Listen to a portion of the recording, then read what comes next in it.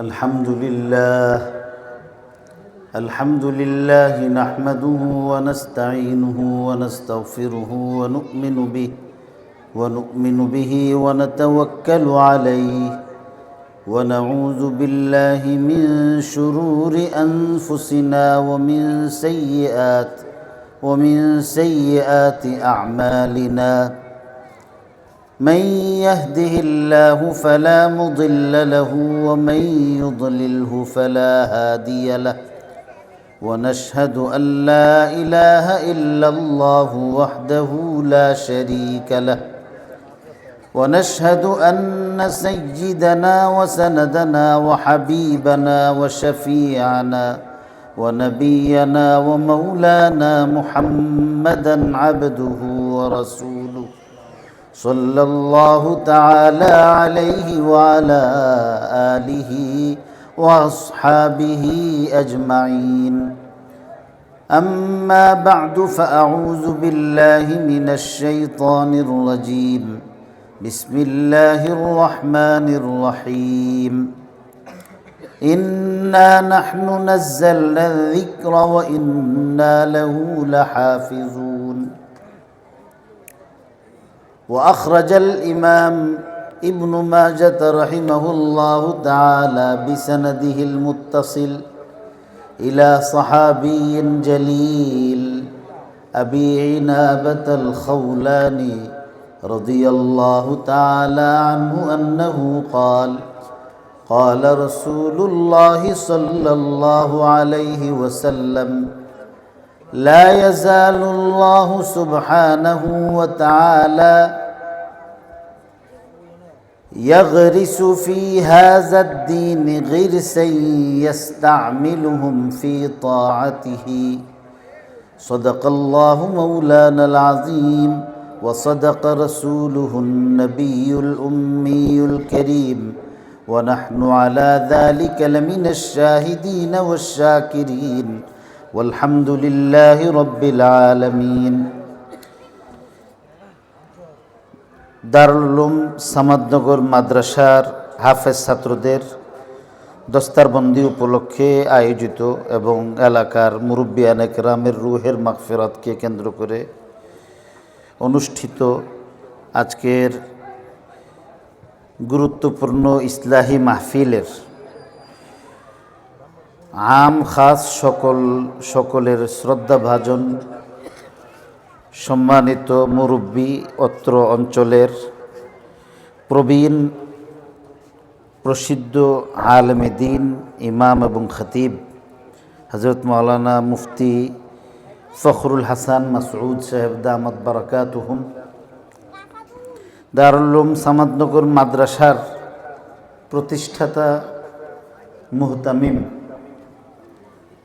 আমার নেহায়েতি মহব্বতের স্নেহভাজন,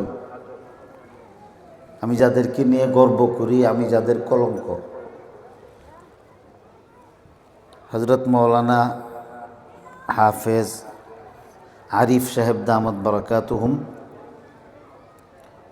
মঞ্চে উপবিষ্ট অত্র অঞ্চলের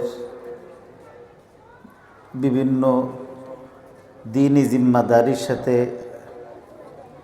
নিয়োজিত আমার শ্রদ্ধাভাজন উলামায়ে কেরাম,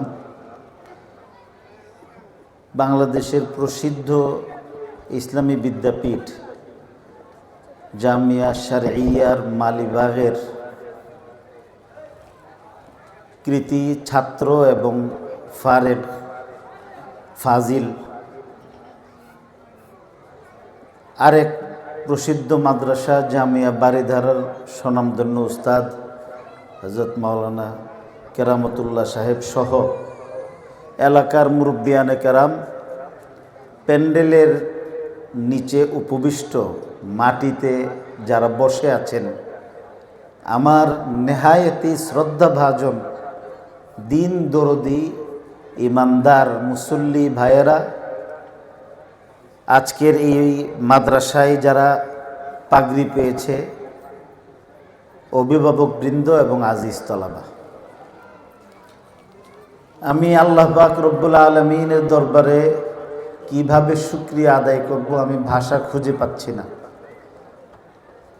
আল্লাহ পাক রব্বুল আলামিন এমন সুন্দর নুরানি কোরআনের মজলিসে, আহলুল্লাহর মজলিসের মধ্যে উপস্থিত হয়ে আমার মতো একজন ঈমান আমল উভয় দিক থেকে মাযুর, শারীরিকভাবেও অনেক দিক থেকে অসুস্থ একজন অযোগ্য ব্যক্তিকে আপনাদের এই নুরানি মজলিসে বসার যে তৌফিক দিয়েছেন, এই জন্যে আমি আল্লাহ পাক রব্বুল আলমিনের শুকরিয়া আদায় করে আপনাদেরকে সাক্ষী রেখে বলতেছি আলহামদুলিল্লাহ।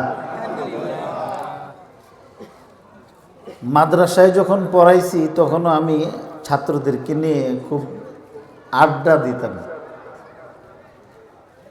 তো ওয়াজ নসিহতের জন্যে তো এখন আল্লাহ তাআলা যথেষ্ট যোগ্য ওলামায়ে কেরাম দ্বীনের লাইনে মেহনতের আল্লাহ সুযোগ করে দিয়েছেন, ওনারা দিক দিগন্তে ওয়াজ করতেছেন। তো আমি আপনাদেরকে নিয়ে দুই একটা কথা এবং দুইটা কিচ্ছা আপনাদেরকে নিয়ে আমি বলবো আমার ইসলাহের উদ্দেশ্যে।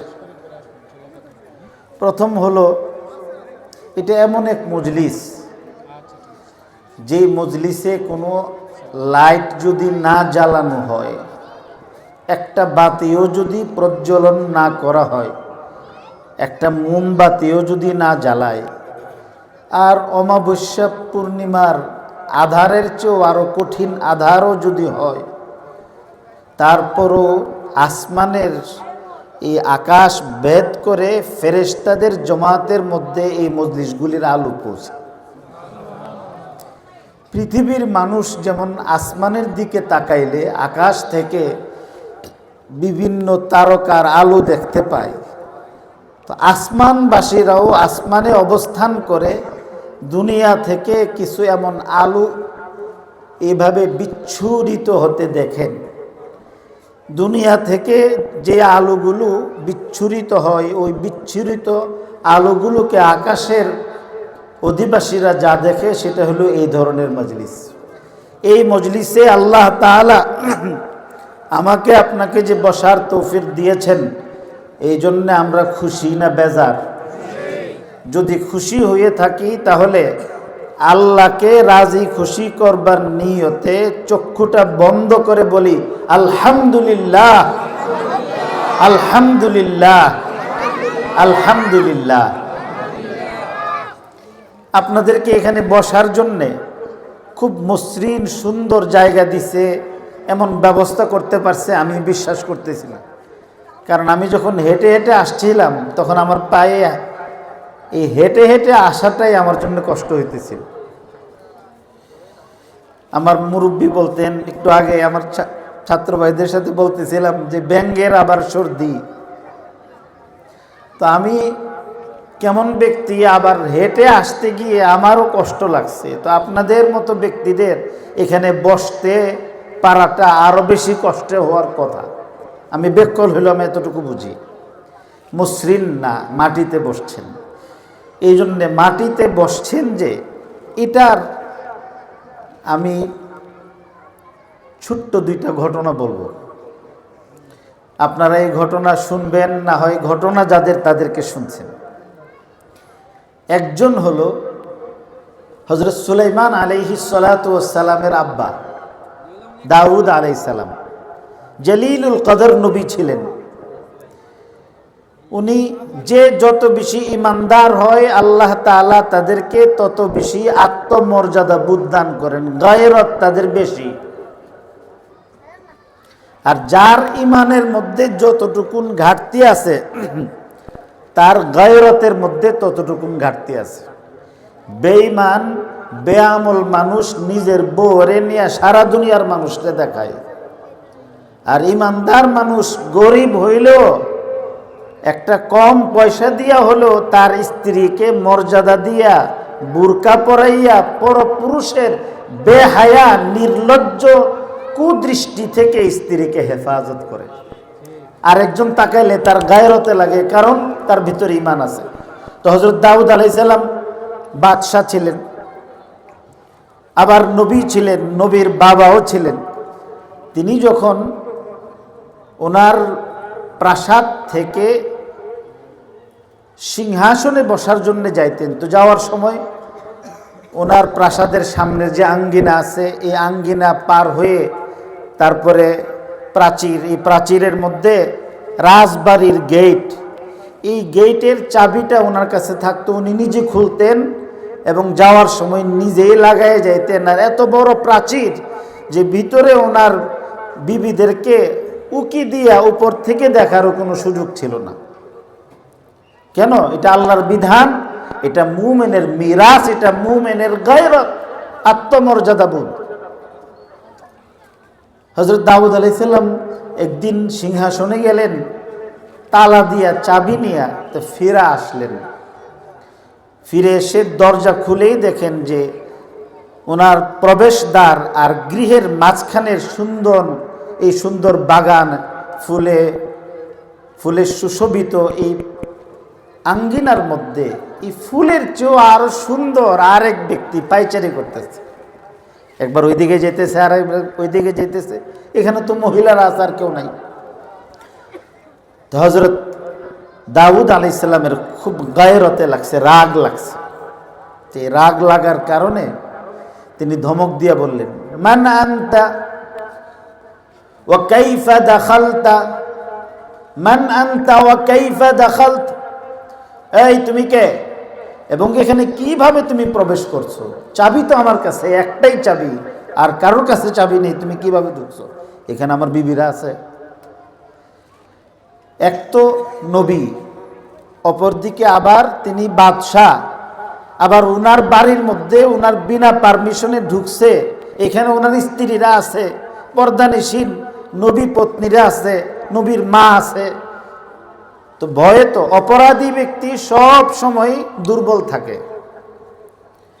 1000 সুরে যদি মিছিল করে আর একটা পুলিশ যদি একটা বাঁশি ফু দিতে পারে, দেখবেন যে 50টা পেশাব করে দিছে।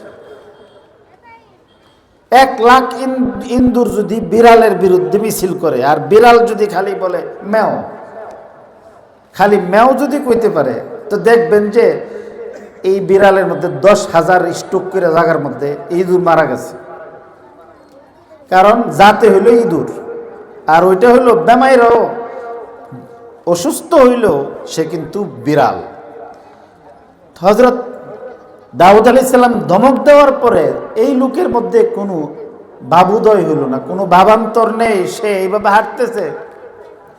আরো খুব আলিশান মুশান নিয়ে বললেন, আনাল্লাযী লা ইয়াহাবুল মুলুক, আনাল্লাযী লা ইয়াহাবুল মুলুক ওয়া লা ইয়ামতানিউ মিনাল হুজ্জাব। কি দেখছেন? আমার কি পাওয়ার দেখছেন যে আমি সেই ব্যক্তি, লা ইয়াহাবুল মুলুক, পৃথিবীর কোনো বাদশাকে যে কোনো পরোয়া করে না, ভয় করে না। আর আমি সেই ব্যক্তি যাকে পৃথিবীর কোনো সতর্ক দারোয়ানের গোষ্ঠী সম্মিলিতভাবে চেষ্টা করেও কোথাও প্রবেশ করতে আমি চাইলে আমাকে ফিরিয়ে রাখতে পারে না। এই কথা বলার সাথে সাথেই হযরত দাউদ আলাইহিস সালাতু ওয়াস সালাম এইভাবে ডাইন গালের মধ্যে ডাইন হাত রেখে মাথা এইভাবে রেখে মাটির মধ্যে শুয়ে গেছেন, বলছেন ইজান আনতা মালাকুল মউত।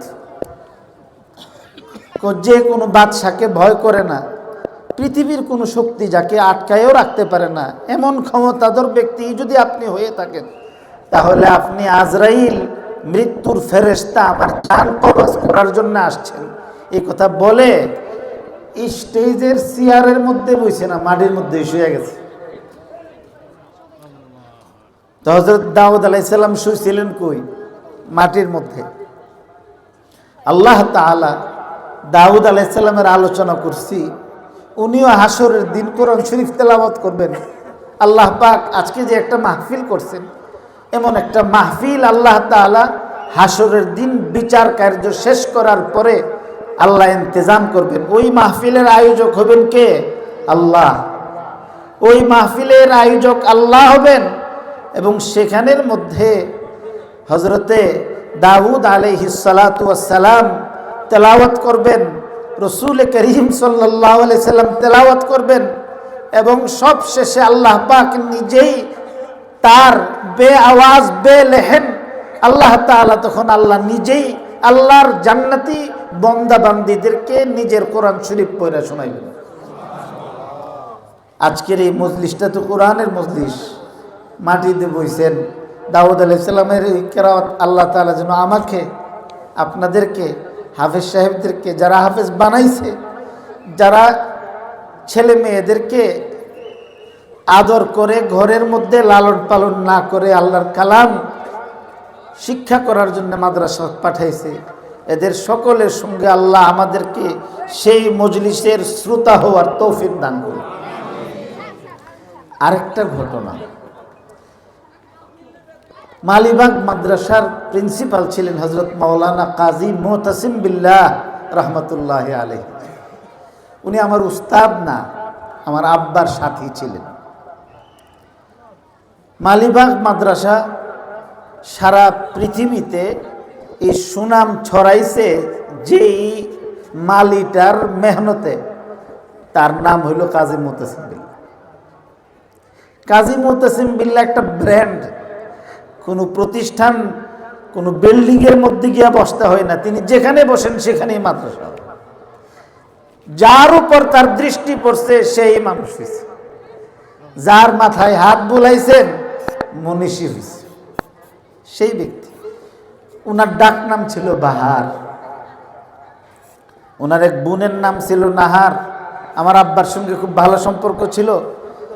কাজী মুতাসিম বিল্লাহ সাহেব যশোরের মানুষ ছিলেন, তো আমার আব্বা একবার ওনার সাথে গেলেন। যাওয়ার পরে দুইজনই বড় আলেম, হজরত মাদানী রহমতুল্লাহ আলাইহির হাতে গড়া সোনার মানুষ, আলোকিত ব্যক্তিত্ব। একজনকে কাজী মুতাসিম বিল্লাহ সাহেবকে হজরত মাদানী রহমতুল্লাহ আলাইহি বলছেন যে হামারে 14वीं का মুজাদ্দিদ, আমরা রে মৌলানা আরিফ ওনার ছাত্র, মৌলানা কেরামতুল্লাহ ছাত্র, এখানে আরও কিছু ছাত্র এখানে আসছে। ওনার যারা ছাত্র হওয়ার যোগ্যতা অর্জন করতে পারছে এরাই আজকে সারা বাংলাদেশ না সারা বিশ্বের মধ্যে শীর্ষ আলেম হিসাবে বুক ফুলাইয়া চলতেছে। বাংলাদেশের মধ্যে বাংলা ভাষায় ধর্মচর্চার যে একটা রেনেসা, একটা আন্দোলন, তা কাজী মুতাসিম বিল্লাহ এটার বুনিয়াদ রাখছিল। কাজী মুতাসিম বিল্লাহ যে মাতৃভাষায় বাংলাদেশে দিন চর্চা শিক্ষা করার এই যে একটা আন্দোলন, এটার বুনিয়াদ কাজী মুতাসিম বিল্লাহ রাখছিলেন। তা আমার আব্বাকে একবার, আমার আব্বা হইলেন পুত্রের বন্ধু, মানে ভাতিজা সমতুল্য, তো জিজ্ঞাসা করলেন যে নুরুল্লাহ তুমি অনেক বড় আলেম হইছ, অনেক বড় মুফতি, মুহাদ্দিস, হাদিস পড়াও, অনেক বড় খতিব, ইমাম সাহেব, ওয়াজও নাকি করো, এইভাবে সব কিছু বলে শেষে বলছেন যে আচ্ছা কোরআন শরীফ পড়া শিখছো? তো একটা লোক কোরআন শরীফ পড়া তো আলেম হইবার আগে কি তাইসির জমাতে, ইবতেদাই জমাতে ভর্তি হওয়ার আগেই তো কোরআন শরীফ শেষ করে। তো উনি বলতেছেন যে বড় আলেম হইছো, মুহাদ্দিস হইছো, মুফাসসির হইছো, যা আছে, আমি সময় নাই এই জন্য আমি বলতেছি না, সব নিজেই একটা একটা করে বলছেন। আলেম হইছো, মুহাদ্দিস, মুফাসসির, মুহাক্কিক, মুফতি, খতিব, ইমাম সব হইছো। তারপরে বলতেছে যে তুমি কি কোরআন শরীফ পড়া শিখছো? তো একজন ব্যক্তি যদি ডক্টর ইউনুস সাহেবরে যদি আমরা যদি জিজ্ঞাসা করি নাম দস্তখত পারোনি, ডক্টর ইউনুসরে ডাকদা যদি বলি সারা বিশ্বের মধ্যে যারা আপনার কত জাতের পুরস্কার দিয়েছে, নোবেল পুরস্কার থেকে শুরু করে আর নাম কিতাম না কত পুরস্কারই দিয়েছে, যদি এটা মাদ্রাসার ক্লাস হইতো তো আমি অন্য ধরনের কথা কইলাম, বলি এটা আর কইতাম না, ডরাই এখন। তো যাই হোক, তো ওনারে যদি বলা হয় যে আপনি দস্তখত, নাম দস্তখত পারেননি, তো ওনার আশপাশের যারা আছে এরাই আমাদেরকে দৌড়ানি সুযোগ করবে যে আরে বলে কি গাধা। তো আমার আব্বাকে যখন প্রশ্ন করছেন তো উনিও মজা করতেছেন, বললেন যে আপনি বলছেন আমি এত শিক্ষিত, আবার আমাকে প্রশ্ন করতেছেন কোরআন শরীফ পড়া তুমি শিখছো? আমি কিন্তু সাংঘাতিক মাইন্ড করব। তো উনি তখন বলতেছেন যে বাবা, আমার বাহার যেমন, আমি তো তোমাকে আমার বাহারের মতোই দেখি, মানে কাজী মুতাসিম বিল্লার মতোই মনে করি। সব ঠিক আছে, তুমি দেওবন্দ থেকে পড়ে আসছো, অনেক বড় মুহাদ্দিস মুফাসসির, সব ঠিক, কিন্তু আমি তোমাকে প্রশ্ন করতেছি তুমি কোরআন শরীফ পড়া শিখছো কিনা। তা আমার আব্বা বলেন যে আমি ভয় পেয়ে গেছি যে এখন আর খাজুইরা আলাপ করার সুযোগ নাই, এখন উনি হালের মধ্যে কথা বলতেছেন। আল্লাহ আল্লাহদের হাল হয়, তো এই হালের মধ্যে তখন আমাদের দেশের এই যে বলে যে তামাশা না করা, রায়পুরার মানুষে খুব চৈতাল না করুন, মানুষের এভাবে তামাশা না করা, তখন চুপ থাকা, মুরব্বীদের সাথে কথা না বলা, আদব শিখাইছেন। আমরা তো আদব জানি না, আদব না জানার কারণে বেআদবের এলেমের থেকে মাহরুম হয়। তো যাই হোক, আমার আব্বা চুপ হয়ে গেলেন। চুপ হওয়ার পর উনি বললেন যে কোরআন শরীফ শুধু আওয়াজকে বলে না, শুদ্ধ তেলাওয়াতকেও বলে না। কোরআন শরীফ হইব এটাই যে শুদ্ধ হওয়ার পাশাপাশি যে পড়বে, এই পড়ার একমাত্র উদ্দেশ্য হইব কোরআন যার, সে আল্লাহকে খুশি করা, আল্লাহরে খুশি করণ ছাড়া দুনিয়ার আর কোনো গরজ যদি থাকে, তো এটা মুহাদ্দিসও যদি পড়ে, মুফাসসিরও যদি পড়ে, মুফতি সাহেবও যদি পড়ে, কারি সাহেবও যদি পড়ে, হাফেজ সাহেবও যদি পড়ে, অনেক সুন্দর করেও যদি পড়ে, তাহলে আল্লাহ পাক রব্বুল আলামিনের আদালতে আল্লাহ আল্লাহদের ফায়সালা, এটা কোরআন শরীফ তেলাওয়াত হয় না। এই জন্যে আমার আব্বা এই ঘটনা আমাকে শোনাইছিলেন আমি যখন হাফেজ হয়েছি। আমার তো মন চাইতেছিল আপনারা বিরক্ত না হইলে আমি আড্ডা দিতাম, আমি সারা রাত্রি আড্ডা দিতারি। কদ্দুর পরে লাঠি দিয়ে দৌড়ানি দিতেন যে থাম, বহুত কইস এবার থাম, কিন্তু কথা কইতে পারি সারাদিনই কথা কম। এলেম মানুষ কইছে ইজা নাকাসাল আকল কাসুরাল কালাম ওয়াইজা তাম্মাল আকল নাকাসাল কালাম। যখন বিবেক পূর্ণ হয় তখন কথা কম হয়, আর যার বিবেক বুদ্ধি কম, ব্যাককল আমার মতো, হে কথা বেশি বলে। আল্লাহ তাআলা আপনাদের এই নুরানি মজলিস, বিশেষ করে ওলামা ইকরাম, এদের ওসিলে আল্লাহ আমার সব ঘাটতিগুলি আল্লাহ দূর করে দেয়। আল্লাহ তাআলা সেইভাবে কোরআন শরীফ পড়ার তৌফিক দান করুক, যেভাবে কোরআন শরীফ পড়লে আল্লাহর ফায়সালায় কোরআন শরীফ পড়া হয়, যেভাবে কোরআন শরীফ পড়লে পড়নেওয়ালা সে বাচ্চাও যদি হয় কবরের পাশ দিয়া হাইটটা গেলে কবরের আযাব মাফ হয়। আল্লাহ আমাদের এই ছেলে পেলেগুলিরে এমন হাফেজে কোরআন হওয়ার তৌফিক দান করুক। আমি ছোট্ট একটা হাদিস পড়ছি, ইমাম ইবনে মাজাহ রহমতুল্লাহ আলাইহি, উনি সুনানে ইবনে মাজার শুরুতেই লেখছেন, বিশিষ্ট সাহাবী হযরতে আবু ইনাবাতাল খাওলানী রাদিয়াল্লাহু তাআলা আনহু সূত্রে তিনি বলেন, রাসূল করিম সাল্লাল্লাহু আলাইহি সাল্লাম ফরমান যে আল্লাহ তাআলা তো কোরআন শরীফ হেফাজত করবেন কিভাবে? ফেরেশতা পাঠাইয়া না। লা ইয়াজালুল্লাহু সুবহানাহু ওয়া তাআলা ইয়াগরিসু ফি হাযাদ-দীন গিরসাই ইস্তামিলুহুম ফি তাআতিহি।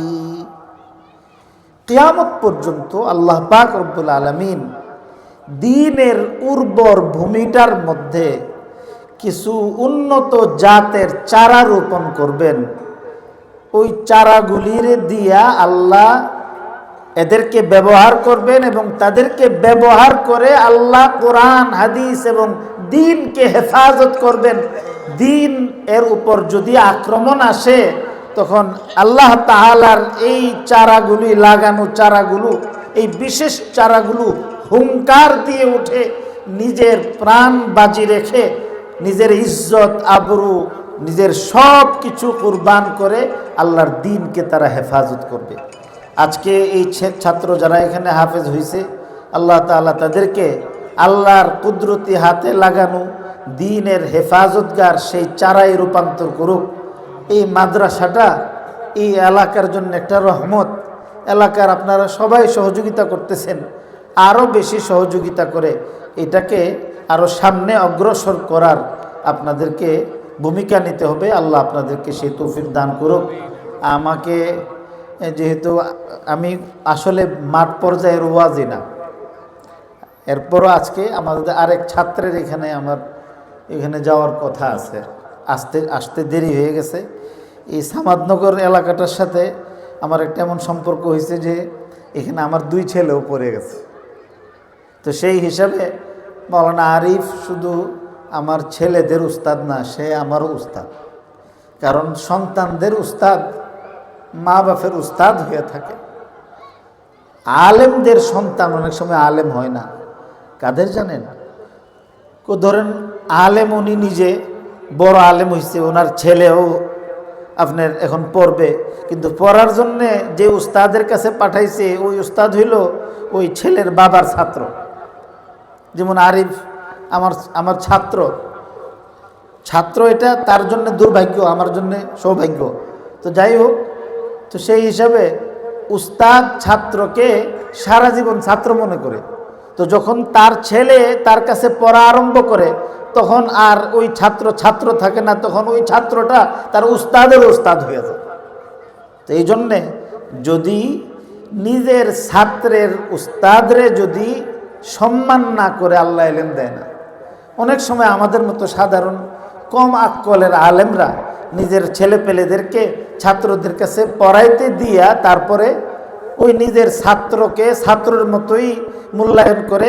এখন যে তার ছেলেকে পড়াইবার কারণে উস্তাদ হয়ে গেছে, সে উস্তাদের মর্যাদাটা দেয় না, না দেওয়ার কারণে অনেক ক্ষেত্রে দেখা যায় এলেমের থেকে মাহরুম হয়। আর একটা কথা, সন্তানের উস্তাদ নিজের উস্তাদ হয়, সেই হিসাবে সমস্ত বুজুর্গানে দিন বলছেন প্রত্যেক স্বামীর স্ত্রীরা তার উস্তাদ হয়। কারণ বাচ্চাদের মুখে সর্বপ্রথম আল্লাহর নাম থেকে শুরু করে ছোট্ট ছোট্ট কথাবার্তা, ভালো কথা, ভালো কাজ বাচ্চাদেরকে মায়েরাই শিক্ষা দেয়। এই জন্যে যেই লোকেরা স্ত্রীদের সঙ্গে দুর্ব্যবহার করে, তাদেরকে অবমূল্যায়ন করে, জুলুম করে, ঝগড়া করে, এদের ছেলে মেয়ে কখনো মানুষ হয় না। আল্লাহ বুঝার আমল করার তৌফিক দান।